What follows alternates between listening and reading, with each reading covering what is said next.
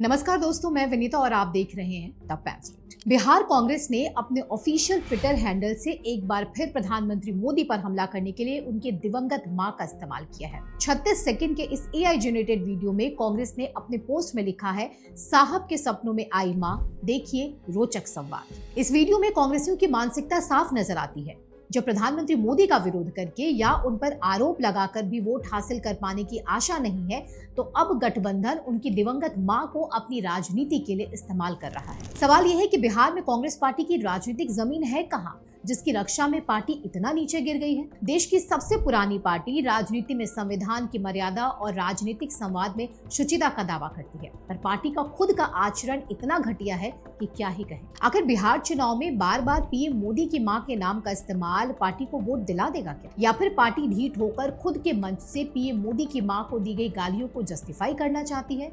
क्या पीएम की मां के अलावा और कोई मुद्दा कांग्रेस और आरजेडी के पास नहीं बचा है? क्या कांग्रेसी एक बार फिर से न जीत पाने की संभावना से इतना बौखला गए हैं कि चुनाव प्रचार के लिए इनकी सुई एक ही जगह अटक गई है?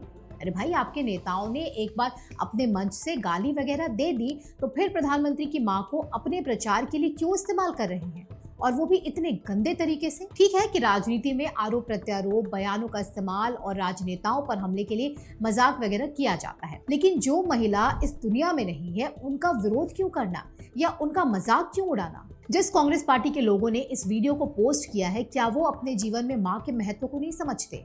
पीएम की मां को अपमानित करना ये साबित करता है कि जब आप तर्क और अपने कामों से किसी को हरा नहीं सको, तो कुतर्क और घटिया हरकत करनी शुरू कर दो।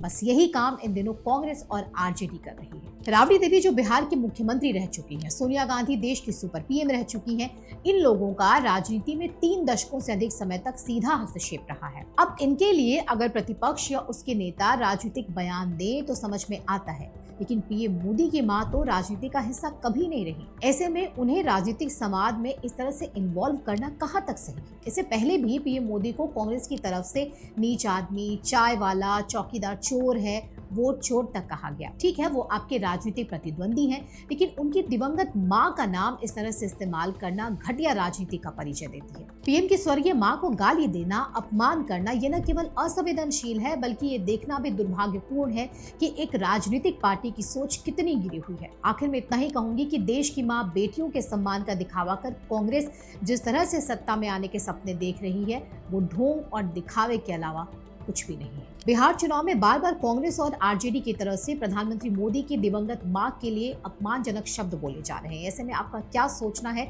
हमें कमेंट करके जरूर बताएं। इसके अलावा अगर आपको हमारे वीडियोस अच्छे लगते हैं तो कमेंट करें, लाइक करें, साथ ही हमारे चैनल को सब्सक्राइब भी करें। धन्यवाद।